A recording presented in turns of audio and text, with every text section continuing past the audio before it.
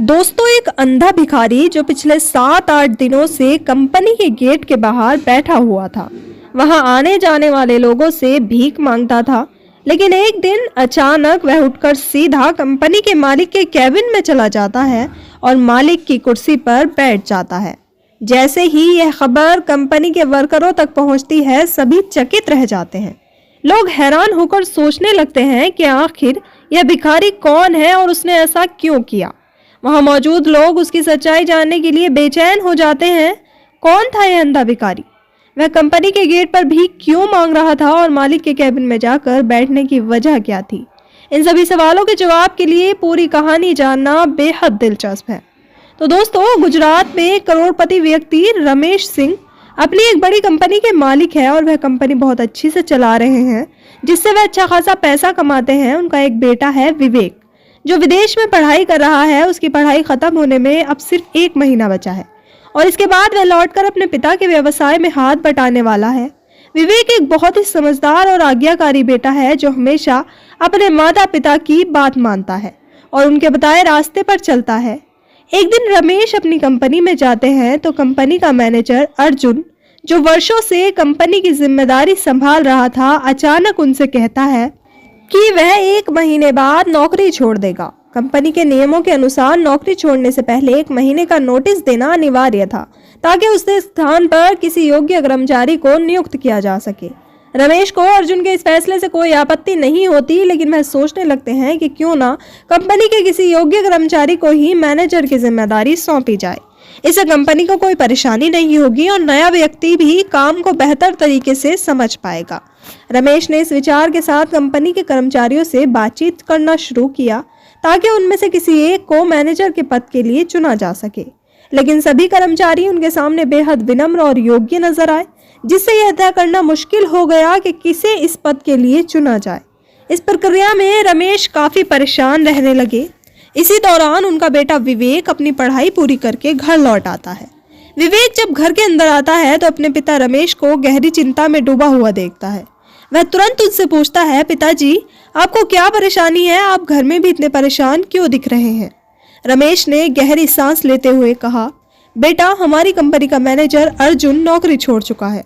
मैं सोच रहा हूँ कि अपने कर्मचारियों में से ही किसी योग्य व्यक्ति को मैनेजर बना दूं, ताकि उन्हें भी अपनी जिंदगी बेहतर बनाने का मौका मिले। लेकिन समस्या यह है कि मैं तय नहीं कर पा रहा कि किसे इस पद के लिए चुनूं। विवेक ने हैरानी से पूछा, पिताजी, इसमें दिक्कत कहाँ है? क्या हमारे पास अच्छे कर्मचारी नहीं हैं?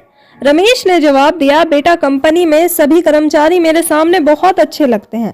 वे सभी विनम्र हैं और हर समय ईमानदारी से काम करते हैं। मुझे समझ नहीं आ रहा कि इनमें से किसे मैनेजर बनाया जाए। अगर मैं गलत व्यक्ति चुन लूं तो इससे कंपनी को नुकसान हो सकता है। यही मेरी सबसे बड़ी दुविधा है। विवेक ने कुछ देर तक इस समस्या पर गहराई से विचार किया। फिर उसने रमेश से कहा, पिताजी, मैं आपकी परेशानी समझ सकता हूँ, लेकिन मेरे पास इसका एक समाधान है। रमेश ने उत्सुकता से पूछा, क्या समाधान है बेटा?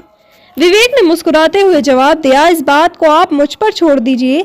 बस मुझे उन कर्मचारियों की सूची दीजिए जिन्हें आप मैनेजर बनाना चाहते हैं। रमेश ने अपने डेस्क से एक लिस्ट निकाली और विवेक को थमाते हुए कहा, यह सूची है जिसमें 10-12 कर्मचारियों के नाम हैं। ये सभी मेरे सामने सबसे अच्छे, ईमानदार और मेहनती लगते हैं। मैं चाहता हूँ कि इनमें से ही किसी को मैनेजर बनाया जाए, जो कंपनी को नई ऊंचाइयों तक ले जाए। विवेक ने सूची को ध्यान से देखा और रमेश से कहा, पिताजी, आप बिल्कुल सही कह रहे हैं, लेकिन क्या आपने कभी इनकी ईमानदारी को जांचा है?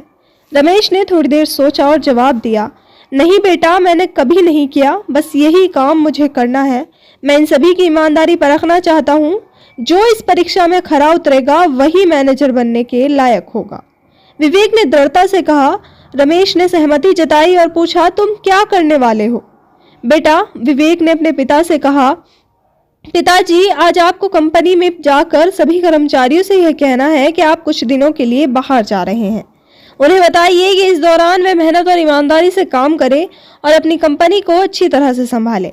इसके बाद आप कहें कि आप 1 महीने बाद लौटेंगे। रमेश ने सहमति जताई और अगले दिन कंपनी में जाकर ऐसा ही किया। उन्होंने सभी कर्मचारियों को समझाया और फिर घर लौट आए। इधर विवेक ने अपनी योजना पर काम करना शुरू किया। वह मार्केट के एक बड़े सैलून में गया और मेकअप आर्टिस्ट से कहा, मुझे एक लाचार और मजबूर भिखारी की तरह दिखना है जिसकी उम्र करीब 50 से 60 साल के बीच हो। मेकअप आर्टिस्ट ने विवेक का पूरा हुलिया बदल दिया।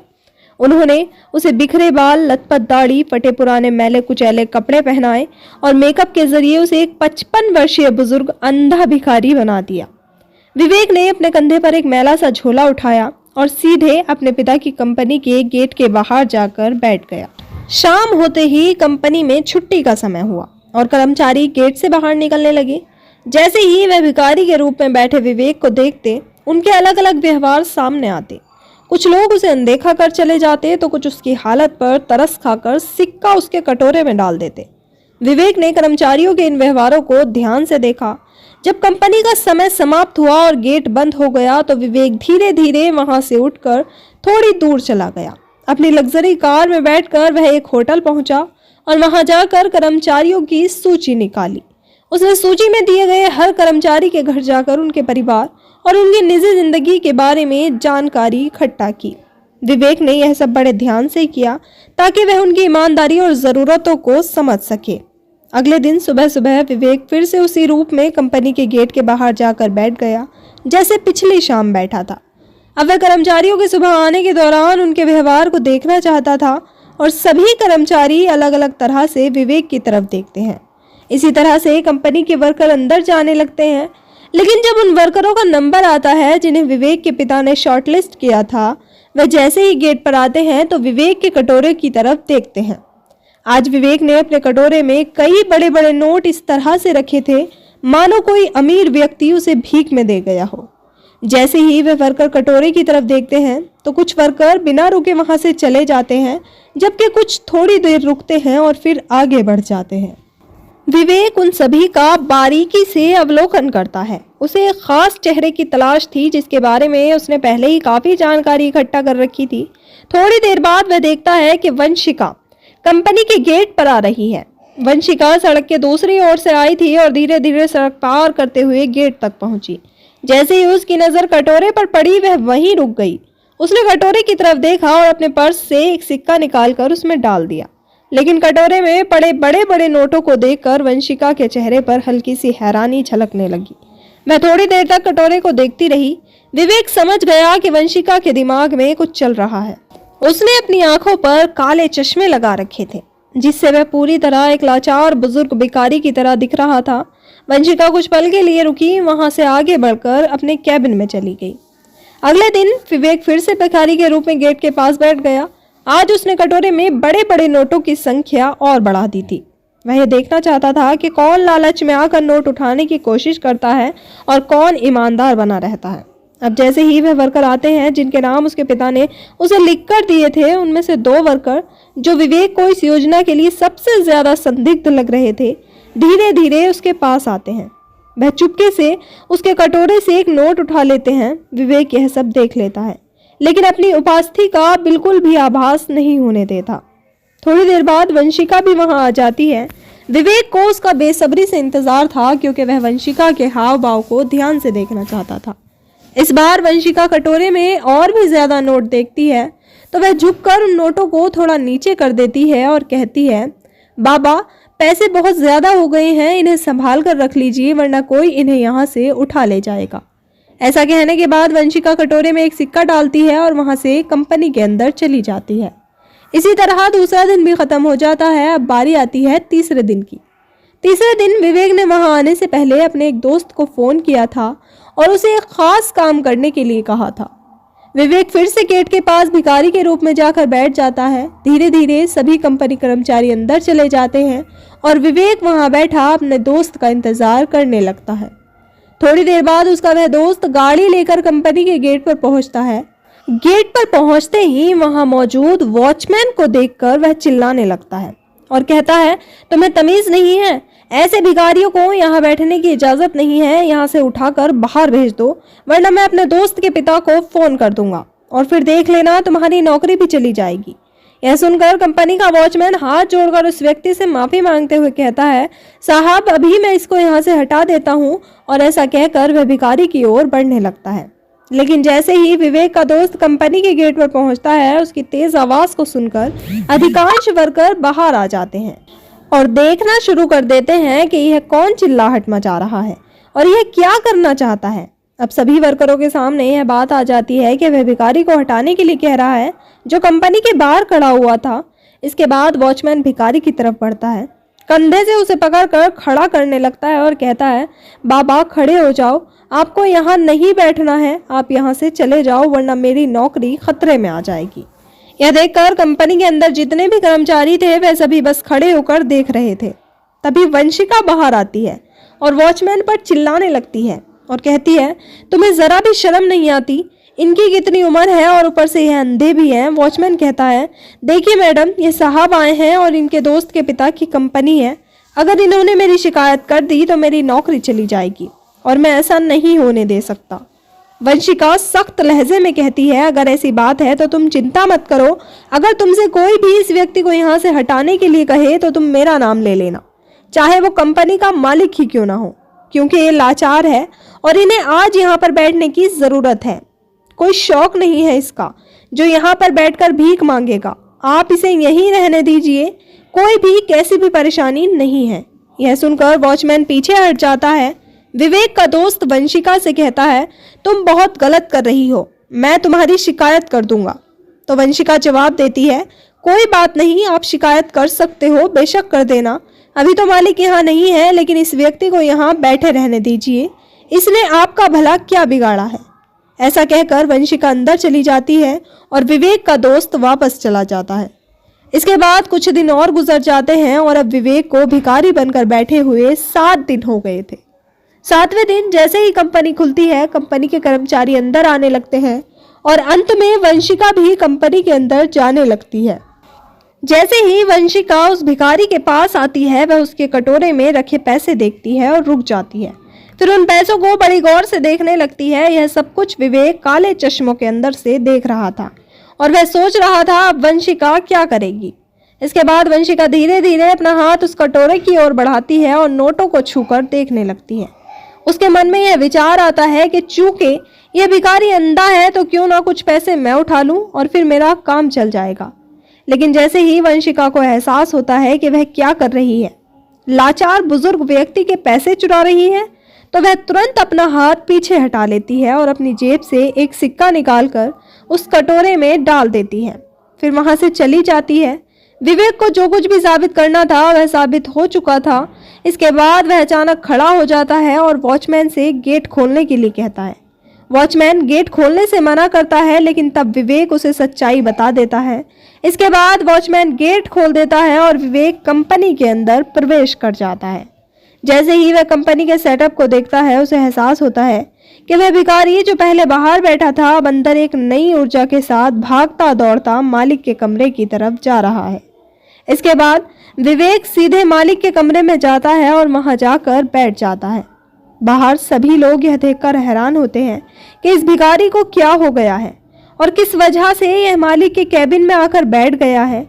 इसके बाद विवेक उन सभी लोगों की मीटिंग रखता है जिनके नाम उसके पिता ने उस पर्चे में लिख कर दिए थे। जैसे ही वे लोग देखते हैं कि यह तो कंपनी के मालिक का बेटा है, तो वे लोग बड़े हैरान हो जाते हैं और जिन लोगों ने उसके कटोरे से पैसे उठाए थे उनके चेहरों के भाव बदल जाते हैं। इसके बाद मीटिंग होती है और मीटिंग के दौरान विवेक वहां के नए मैनेजर की घोषणा कर देता है। वह कहता है कि यहाँ की जो नई मैनेजर बनेगी उसका नाम है वंशिका।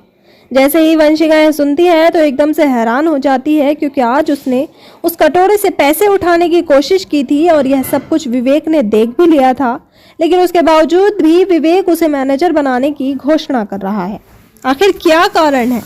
इधर जो कंपनी के अन्य कर्मचारी थे जो मैनेजर बनने के दावेदार थे, वह विवेक से कहने लगते हैं, साहब ऐसा क्यों? इसके अंदर ऐसा क्या है जो आप इसको मैनेजर बनाना चाहते हैं? तो विवेक कहता है, इसके अंदर जो सबसे बड़ी चीज मुझे लगी वह है ईमानदारी, जो तुम लोगों के पास शायद नहीं है।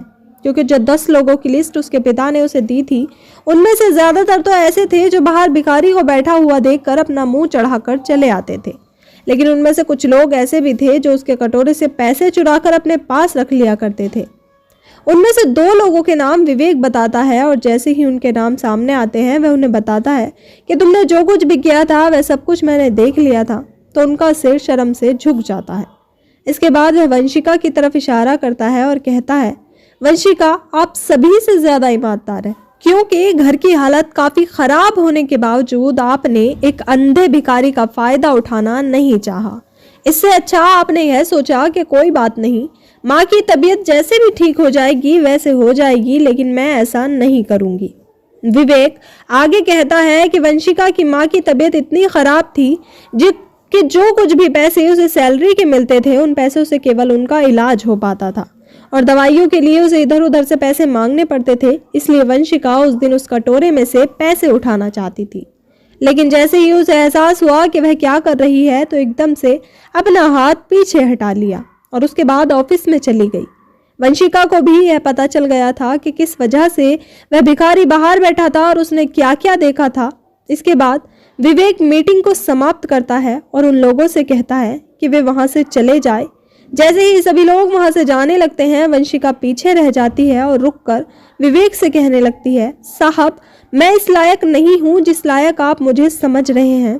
दरअसल मैं भी आपके कटोरे से पैसे उठाना चाहती थी, लेकिन बाद में मुझे यह एहसास हो गया कि मैं गलत कर रही हूँ, तो मैं इस मैनेजर की पोस्ट के लिए बिल्कुल भी नहीं हूँ। आप मेरी जगह किसी और को मैनेजर बना दीजिए, मुझे मैनेजर नहीं बनना। तभी विवेक कहता है, मुझे सब कुछ के बारे में पता है और मैंने अपने दोस्त को इसी वजह से भेजा था कि मुझे वहां से हटाए।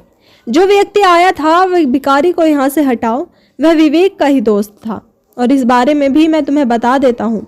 वह कहता है, वंशिका जो कुछ भी फैसला मैंने लिया है वह सोच समझ कर लिया है।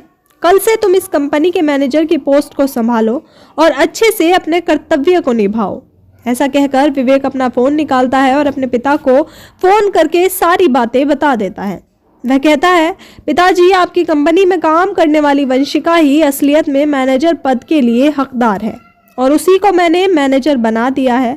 तो पिता भी इस बात से खुश होते हैं और जैसे ही शाम के समय विवेक अपने पिता को पूरी कहानी बताता है कि किस तरह से उसने मैनेजर को चुना, तो उसका पिता अपने बेटे पर गर्व महसूस करता है और कहता है कि बेटा तुम जिंदगी पे बहुत आगे जाओगे, कोई भी कैसी भी दिक्कत नहीं है। इसके बाद विवेक अपने पिता से कहकर वंशिका की मां का अच्छे से इलाज करवाता है और उसे एक अच्छे हॉस्पिटल में भर्ती कराकर वंशिका से कह दिया जाता है कि तुम अपनी मां के इलाज की चिंता मत करो, तुम केवल कंपनी के काम पर ध्यान दो और कंपनी तुम्हारी मां के इलाज के लिए पैसा दे देगी। वंशिका जिसने ईमानदारी दिखाई थी वह ईमानदारी का बहुत बड़ा फल पाती है, जिसे पाकर वह बड़ी खुश होती है। तो दोस्तों यह थी आज की कहानी। अगर आपको यह कहानी अच्छी लगी हो तो कमेंट सेक्शन में ज़रूर बताएं। अगर वीडियो आपको पसंद आई हो तो वीडियो को लाइक करें और चैनल को सब्सक्राइब ज़रूर कर लें, ताकि हमें थोड़ा सा हौसला मिले और हम आपके लिए ऐसे अच्छे अच्छे वीडियो बनाते रहें। इन कहानियों को सुनाने का उद्देश्य किसी को परेशान करना नहीं है, बल्कि यह आपको कुछ ना कुछ सीखने का मौका देती है, ताकि आप उन सीखों को अपने जीवन में लागू कर सकें।